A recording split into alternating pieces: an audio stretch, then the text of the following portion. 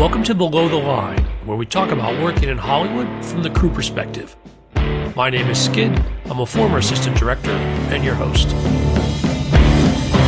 Quiet on the set. Today we're talking about Hacks, the HBO Max series starring Jean Smart and Hannah Einbinder. Season 4 wrapped up last May, and my guest today is production designer Rob Tokarz. Rob, welcome to Below the Line. Hi, thanks for having me. Glad to have you here, Rob. Warning for listeners, today's conversation will contain spoilers. Rob, to start us off, tell me about your history with Hacks. I started on Hacks. Well, my history with Hacks was I watched season 1 because a good friend of mine designed it, John Carlos, and really enjoyed the show. And then it turns out several months later, Alec Contestable was the designer and he needed an art director. So we happened to be working across the street on a different show, myself, Jen Lucart, and Will Thayer, who ended up being the construction coordinator. And so we all just kind of crossed the street at Universal and jumped on to season 2, which was all about that tour bus. So I art directed season 2, and then after 2 episodes of season 3, I was called up to design the rest of the season. And then I've been there ever since. I did all 4, and we're prepping next season right now. Now, for those who might not be aware, give us a sense of what the relationship between the art director and the production designer is, kind of how that team works together and how your first job led naturally into the promotion. Basically, it's the production designer is the one that has the vision. They're talking with the director, they're talking with the DP, they're doing the big picture stuff. And the art director is the one that carries out the marching orders. That's really what it was. So for season 2, that means I'm overseeing construction, making sure graphics are being done, making sure the set designers are on point, sending out assistant art directors and set designers to locations to survey, make the machinery go, which is what I've done for a number of years. Now on Hacks, every season I've designed, I kind of try to step out of that role more and more. There's a tendency, I think, with earlier career production designers to hold on too much to the art direction stuff. So now I have Janine Ringer, who is doing all of it. And I'm able to be, super creative and think big sky, which is really fun. Now, you and your team have been nominated for an Emmy this year. Congratulations, by the way. Thank you. Specifically for episode 9 of season 4. As a reminder to listeners, this is the episode that culminates with Deborah, played by Jean Smart, quitting her late night show while she's on the air. Rob, tell me, what was it about this episode that made it your choice for Emmy consideration? Well, 2 factors. First off, I think it's the emotional peak of the season, the end of the emotional arc of the season, and this late night thing happens in episode 9. So I always like to pick a really great story point when submitting an episode. The other thing is practical. I wanted to have the maximum number of original sets that I could. And this episode in particular, we do have late night and all the work that we did behind late night. We had Jimmy's office in its final iteration. We have the Oscar set, which is a favorite of mine that turned something or nothing into something. Really, it came down to it had the greatest spread of sets. And, as I talked to my team too about which sets they were proudest of, and we all kind of come together, and sometimes we agree, sometimes we disagree. This instance, we were all marching in the same direction. Now, talk to me about some of your favorite sets on this. You mentioned how this is the culmination of the late night set. Yes. I know a lot of work into that, but give us some of the background. Yeah, so the late night set. The late night set was something we knew was going to happen at the end of season 3. So it's something that I was able to have in mind for basically the entirety of hiatus, sketching and thinking and how I was going to put it together. On the practical side of it, we were on stage 1 at Universal, which was Kelly Clarkson's old stages. So we were already in the bones of a late night environment, but it was a black empty box. There was nothing there except for some stuff in the basement, like the pedestal cameras came up and things like that. So we designed the set from nothing, but also had to create all the different connective tissue. So there's the late night stage, which is the public facing part of Deborah Vance. Like that's the focal point of the show. That's where she wanted to be. Those, 4 square feet at the edge of that runway. That's her dream, that monologue. So we wanted to create that set, needed to feel like Deborah Vance, but also needed to nod to the institution of late night, which with recent news, this has all been very on point and on topic with what's been happening in New York. Right. So what I wanted to bring to mind is that this is Deborah Vance's version of it. So we needed to have the real stuff. We needed a band. We needed a desk. We needed some chairs. We needed an entrance. We needed some kind of curtain, some kind of something behind her. But we liked Art Deco with Deborah Vance. We did a lot of it with the tour bus. But overall, the set is a lot of nods to her history. So starting from where she's sitting, behind her, we put a star drop curtain, which nods to season 1 at the Palmetto. The floor, if you catch it, is a chevron pattern wood that is about the flooring in her mansion in Las Vegas and in her tour bus.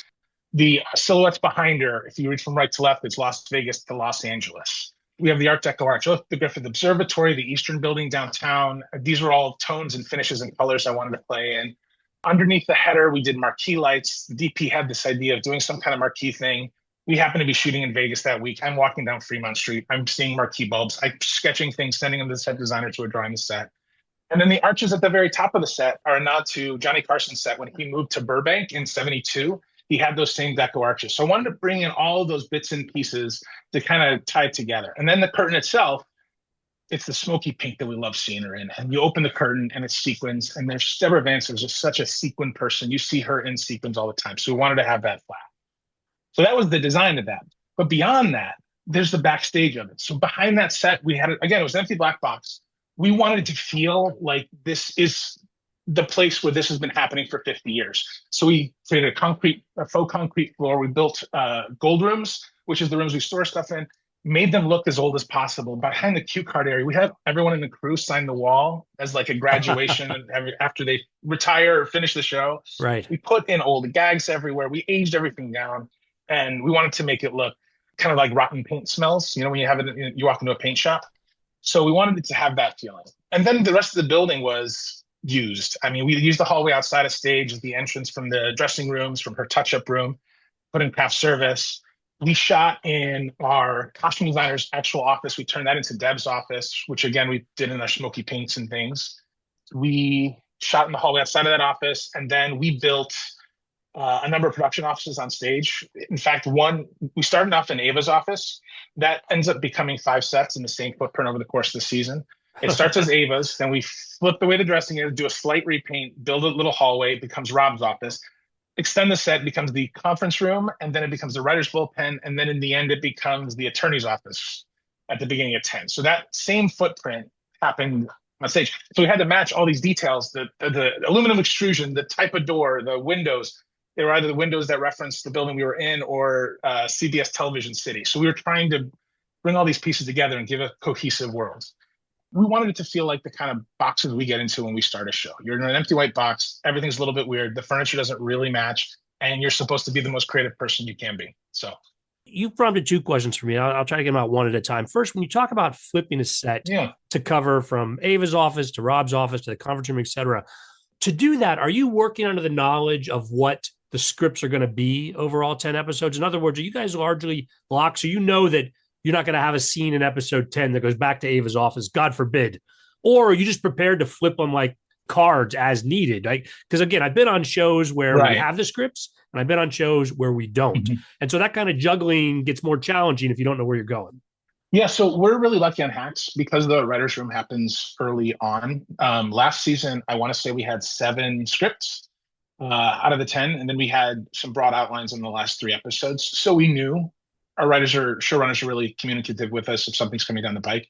We also, I think it's everywhere since COVID. Everyone likes to block shoot things. We don't do that whole old school 5 days an episode. It's like, it's everything all at once. So we had a sense of it, which was interesting because then what happens is we wanted to show change over the course of the season. Ava's office has to get busier and crazier and more full of crap. And we did that all in a day. So it's our on-set dresser and our set dressers coming in and adding things. Jimmy's office shot 4 days. The first 3 days are the first 3 iterations. And then we had, I think, a week to do some built-ins. So that was, again, every day we redressed and made it more polished and made it more finished, I guess. So it was, we knew everything that was going into it. That doesn't mean that sometimes they get the idea of like, oh man, we really need this piece. We need this line. We need this thing. And so we'll try to put up whatever minimal piece of the set we need for that. For some kind of pickup that happens later, or they realize from editing, right, that something needed to be done that was missed or something a little different, right? Sweeten a joke or tighten a line or whatever it is. And it's, so it's always, it's part of the adventure of it all. We don't do a lot of like inserts. I'm used to other shows, you get that insert list toward the end while they're in editing, and all of a sudden you've got an assistant art director gapping 10 little baby sets. We don't do a lot of that stuff. We try to fold it into our shooting days. So, yeah. Rob, the other thing that you brought up that I was curious to hear more about was the idea of the behind stage. Yes. When you're doing that, is it practical in a way? In other words, are you using it as a behind the stage for when you're actually filming, or are you building sort of a fake behind the stage within the stages. How are you able to utilize the real stage with the filming? I mean, really, in terms of what we utilize of the real stages, all the there's the real stage wall, so it's got the netting and it's the black fabric and all that. So we have that, but otherwise, we brought in everything from the bleachers to the chairs to making the gold rooms, and all of that was us. I think one of the gold rooms was actually covering one of the pulley systems for the stage itself, so it kind of like folds entirely so that they can do what they need to do there. I mean, we use the backstage when we're shooting up front. And we use the hero side of the stage when we're shooting backstage. So we're all over the place. And then when they shot in our offices, they were just kind of everywhere. It's everywhere on our floor. And they just took over the art department with their carts. So. And when you talk about being everywhere, the other thing that strikes me about this episode is you're also all over the Universal lot, both for some of the small conversations, but also there's a running gag where they're going through the tour side of things. Yes. Talk to me about what that looks like on paper, and then how, as from the production design perspective, you execute on that. What we have on our show is we have Charlie Canyon is our D camera operator, and he's one of Adam Bricker's college friends. So whenever we do these kind of second unity things, he's the one that leads it. The montage work that we did in episode 4, that was Charlie and Bronte Campbell, my assistant art director, figuring out shots. So he'll go shoot things, he'll figure things out. He might go out and scout with locations and myself or whatever combination, and they'll test out 10, 12 different places. He'll kind of fake some shots. We're on the lot anyway. It's really easy. It's a golf cart and just driving around. And then they'll pitch it to Lucia and Paul and Jen, our showrunners, and then they'll figure out what they want to do. And so that's what we came out. What you saw there was the things that kind of passed muster. And then I know the Bates Motel was a scripted point, and the actor that plays Norman Bates is one of the actual actors that does it for the tour. I think they auditioned he's been there for 15 years. I think he does a really great job because he's been doing it for such a long time. And so it was, I think it was really funny. And then where we end up on Wisteria Lane, that's just the back lot houses. That's where that house was. It's changed over the years. So we had to repaint it, retouch it up. We added the wisteria, we added the plants, cleaned up the grass, cleaned up the porch. All this stuff is crumbling. They don't maintain it. They expect us to maintain it when we need to shoot it. So that's what we did. And that's where we found dancing on. Yeah. You also talked about Jimmy's office. A lot of great scenes there, but you talked about filming them in a small period of time. Tell me more about some of your favorite aspects of that. Yeah, we wanted to be a good flashy office that we could see expand. Originally, we were going to shoot at the American Cement Building in MacArthur Park. That's where we shot the end of season 3. So it was a raw concrete loft space overlooking downtown. And we knew that story-wise, we're starting right after the end of season 3. So he hasn't been there for very long. So creatively, it was, well, how do we make this office space function as an office space? But time-wise, it all makes sense. There's not enough time that happens story-wise for a big construction thing where people will come in and build real walls. So what we did is we developed this idea of a modular office system. You go and you order these office walls for these loft spaces, and they click together, and they have the glass, and they have everything. But we faked it, and we built them because we didn't actually have enough time to get a real modular office system. So we built it to seem like it. So I was designing the inside of this. I knew what I wanted to paint. I knew how I was going to lay out the area when we were going to be on location. And then 4 weeks out, the producer says, hey, guess what? We're going to build the location on stage. That is a location that doesn't typically allow you to recreate it without their knowledge. We run into those locations every so often that you're not allowed to build it on stage. And the reason makes sense. They want to get the rental from the studios. They want that money to keep things going. So we end up having to pay a fee. And then in that 4-week scramble, I'm sending out a set designer and assistant art director, and they are all over the space measuring to the nth degree. The entire building is curtained off with these really pretty cool concrete X's. They're really dramatic. They're really dynamic, but they're all curved. They're really, really complicated. So we had to measure them and recreate them on stage, which meant we somehow had to measure them, even though we weren't allowed to actually access them because they're on the outside. And they don't let me dangle set designers off the edge of buildings anymore. Not anymore, right? So not anymore. It was very different back in the 60s. No, but it was really a feat. They were able to 3D model it, and then we sent it off to a foam company, and they did a 5-axis carving of them. We made 13 of them. Then our plasterers took over and plastered them. And then we had to have the backing because we don't do a lot of green screen or blue screen on hacks. We've done it every so often, but it's too many windows. Every shot will be a VFX shot, which just that adds up. So JC backing somehow, well, not somehow, we shoot there a lot, but they had the backing. They had the picture from the right floor at the right distance. So we created a custom backing, slotted into their printing schedule, and we're able to pull it off.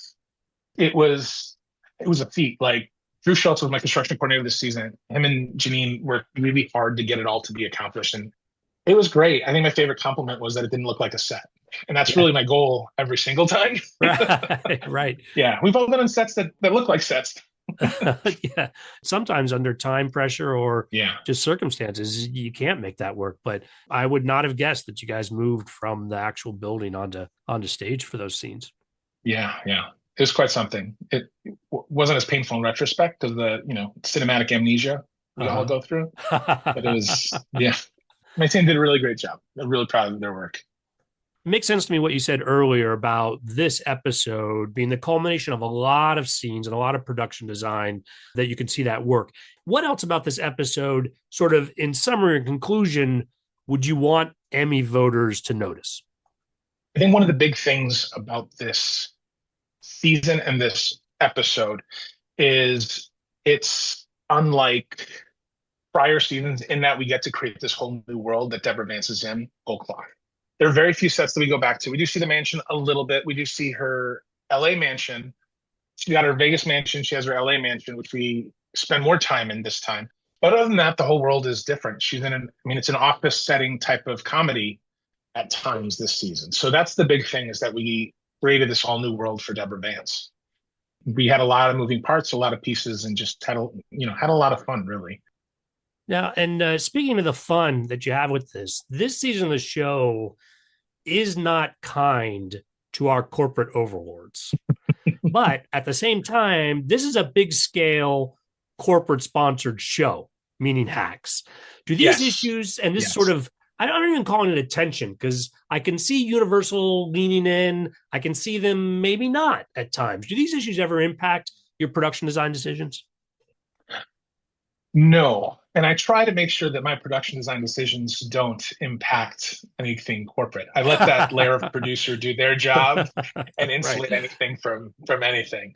We make our pitches, we make our jokes, we make our, whatever it is. But in the end, it rarely affects me, except when it comes to clearances. That's the only legal thing that is my, the albatross around my neck.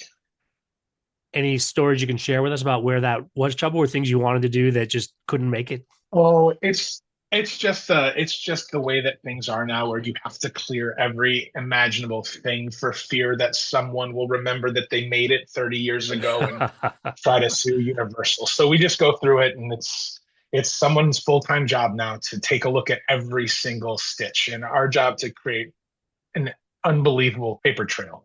So that's just the way we do things now. I can imagine. Now, what else is interesting about this episode 9 is it propels this show into the season finale, where we find Deborah and Ava going to Singapore, where she's able to perform. So talk to me about the approach to what's going to be filmed overseas. So a lot of what that episode was going to be happened before I started. What happened is our two producers went out to Singapore, and I think just reached out to a number of different places in Southeast Asia. Singapore was the lead contender, and what they do is they knew broad strokes what they wanted to accomplish with the episode, which is her finally letting loose. Like, she just wanted to let loose, but we needed to figure out exactly how would she let loose? What is her version of letting loose? And then it was a lot of scouting places in Singapore that feel awesome. Like, they needed to feel foreign, cool, and high-end. So they scouted these places, things like Gardens by the Bay, the harbor, and they brought all these options back to our showrunners. And then they wrote the episode with those things in mind. At the same time, behind the scenes, they're talking with the film commission in Singapore, trying to get what's cleared. And there's a lot of cultural things that had to go into it. And what happened was in December, right before the holidays, there was, I don't want to call it a hiccup, but there was something where we needed to cover ourselves, like something that might not have come through, or we might have to mix it between two countries. So we very last second flew out and also scouted Kuala Lumpur and Singapore, took a look at these locations. It was me, the first AD, our DP, and our producers, to just take a look at some options and really chisel in on what it was going to be. At Resort World Sentosa Island is where they wanted to show her in a casino once they get off the plane, there's all this buildup that you see the unbelievable vortex at Changi, and then they're in a casino again, and everything repeats itself. And Ava's flabbergasted they're in a casino again.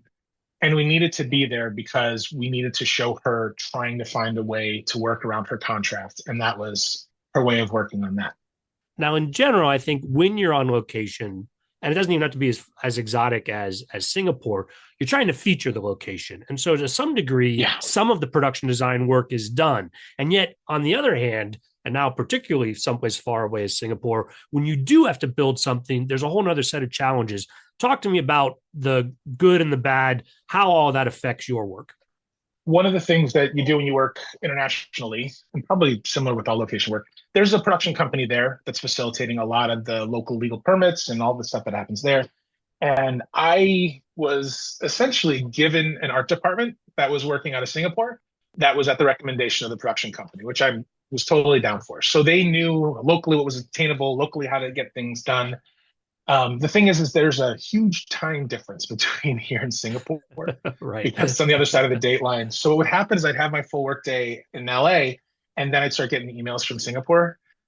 So it would be them finding the shopping, all their bits and pieces, and I'd be, going until as long as I could in the night to get them the notes they needed, get them feedback, sketch a design, and then let them run with it. So it was a lot of from a distance.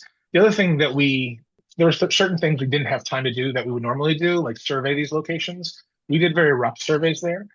So where we get incredibly specific for builds in LA, there it was a little bit more, I guess, a little sculptural, right? It's not that as technical. It's a little bit like, let's make sure these pieces fly and we'll figure it out in prep and we'll just push to where we could. One of the big things that was a build that was significant was the stage. The stage was a big thing because we've seen her on stage so many different times. My brief was, let's make it interesting. Let's make it different than what we've seen her in. And I found this really great reference for, I think it was a Chinese model for a fashion company or perfumes, whatever it was. But it was this really great red on red on red, and a super saturated red, which I believe is a lucky color in China. And I wanted to create that. And then I kept coming back to this idea of a fan, and that gave me the idea for the shape of the semicircle behind her. And then last minute, once I landed, we get into Singapore, we start to tech scout. First thing my team runs up to me, says, which fabric do you want for the curtains? Which fabric do you want for this? And I'm like, all right, this is the one. It's going to be great. And then last minute, during the night before we started to prep that location, I said, it needs something. The fan needs something. And that was the orange gold trim around the outside of the fan was the last second thing that we weren't sure was going to happen. It's one of those notes that as a designer, you have to give the note, you want it. I'm a pretty nice designer. I'm pretty soft. I came up in the world of people throwing things, but that is no longer the case. But it was the right note. And so I gave the note, and the look on the face of the person you give the note to, but in this case, it was my set decorator in Singapore, was like, let me find out for you. I'm like, okay, let's see if it happens. And they pulled it off. The team that I had in Singapore was really great. I love my team in LA, but I was also very impressed with the work that they did for me there. And Rob, how many actual days of filming took place in Singapore? Technically 5. Okay. And I say technically 5 because a lot of the locations we were filming in, we had insane hours. One of the call times for shooting was 11:30 p.m. the night before the shoot day. That was one of the call times. And that was to get through the yes. Oh, wow. That was the procedure to get through into the casino for the locals, because there's all these, they have, I don't want to call them vice laws, but there are different rules for locals versus tourists in Singapore. And so they had to process their security a very different way. Now, 11:30 doesn't mean I'm there at 11:30. I think I showed up about 3:30, 4 o'clock. But then we had a day off during filming, but that just meant we've been shooting so many early mornings. Right. Oh, no, I'm sorry. We were shooting so many nights, and we had to turn around to do day. And so basically they stopped shooting at 3 o'clock in the morning or 4 o'clock in the morning on our down day, and then picked right up again, I think at 11:30. And it was just crazy. We just had a very crazy shooting schedule there. It was 5 days, but it spanned like 6. Wow. And with those kind of challenges, any of those scenes from the period that they're in Singapore that you actually shot in the United States just because you could? So there's one scene where Deborah and Ava are singing karaoke to the Chinese language Cranberry song, and they're standing in front of a screen. And then there's the reverse that shows people sitting there having drinks. that was the only scene in Singapore that we shot stateside.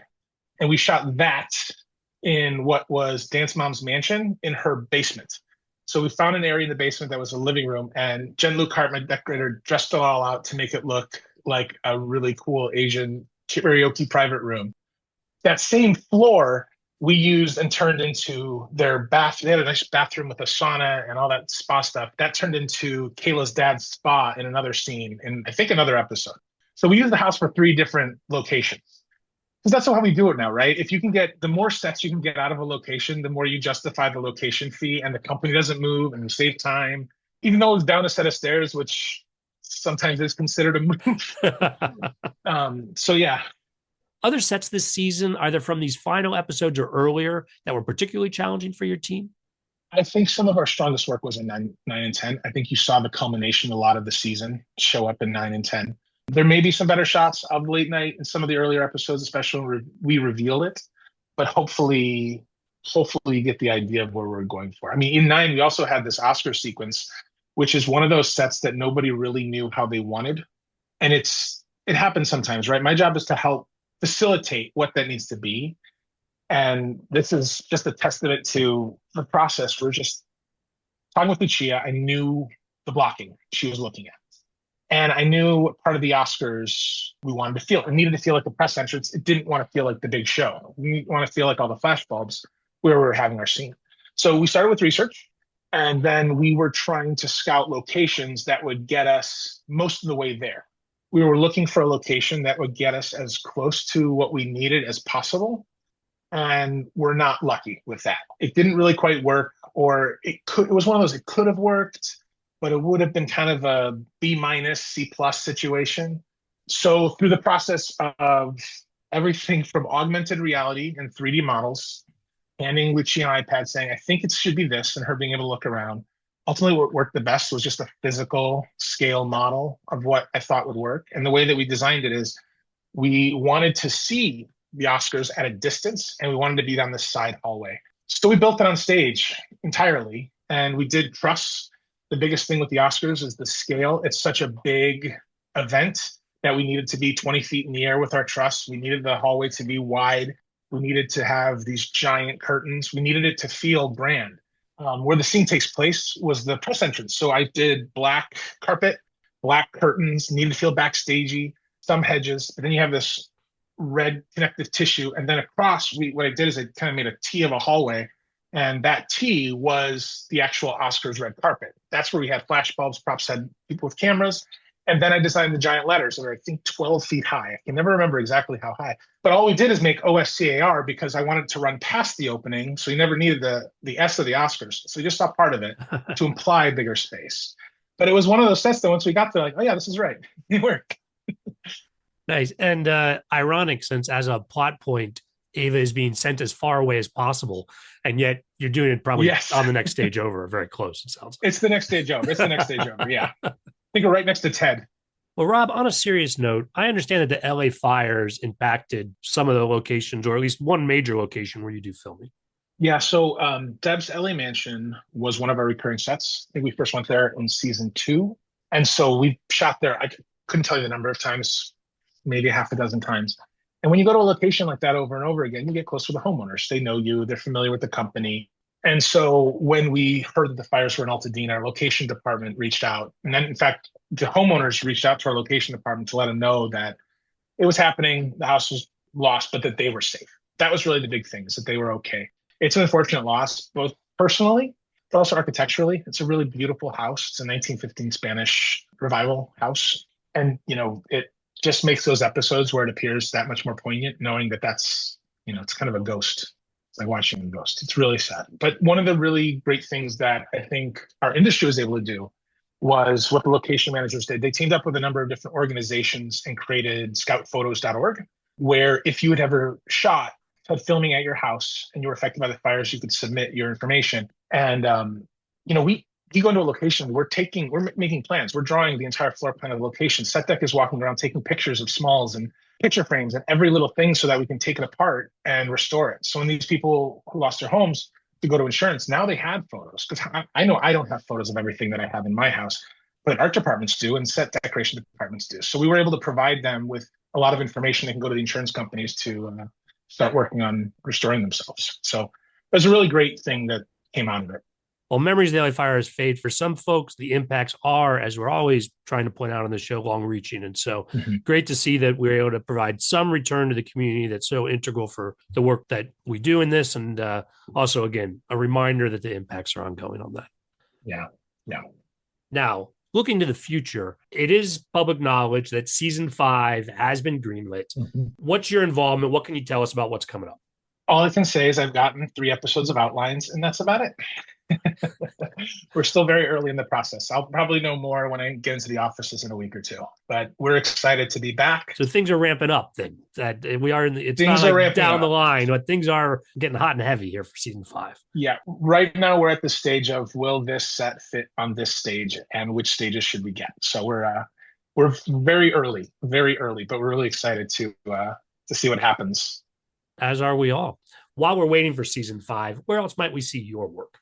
Well, things have been slow in our industry, and I'm kind of affected by it. I'm really grateful to have Hacks, and it's been really great the last few years, but it has been slow. So I've just been grateful to be able to stay in LA and work.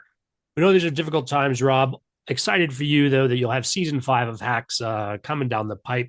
On that note, we'll call it a wrap. Great having you here today. Happy to be here, Skid. Thank you so much for having me. It's great. Listeners, I always appreciate your feedback. My email address is skid@belowtheline.biz. That's B-I-Z. Belowtheline.biz is also our website, where you'll find more than 265 past episodes. So if you're a new listener, please check out the catalog. Closing credits, thanks to Curtis Five for our music, John Wan for our logo, and to all of our listeners, I appreciate you. If you're a fan of Below the Line, consider a purchase. The logo is available on t-shirts, mugs, and stickers at redbubble.com. Other ways you can help. First, give us a positive rating wherever you get your podcast. Second, tell your friends about an episode you enjoyed, because that's how we gain new listeners. If you link to the podcast on social media, I'll be sure to respond directly. All of that aside, whatever your engagement, the fact that you're still listening means a lot to me. Thanks again from Below the Line.